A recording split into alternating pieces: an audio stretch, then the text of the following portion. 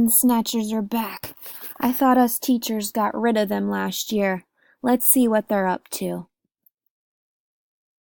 The button snatchers are at it again and taking your buttons. Look at the equations. How many button snatchers took your buttons?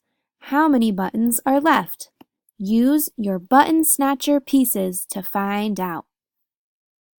So you're going to pause this video, get your buttons, get your button snatchers, those sneaky little guys, and let's get started.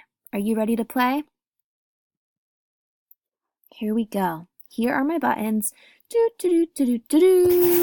I have 1, 2, 3 buttons. Oh no, what's going on? 3, take away 2 is, those little guys.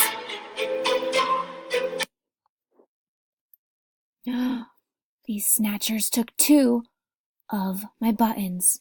3 take away 2 is, how many are left, guys? That's right, 1. So you're going to take your cards and your buttons and you're going to keep playing. Whenever it says take away, that's how many snatchers are coming. So it might say 3 take away 2 or a different number here, and that's how many snatchers are coming. Ah!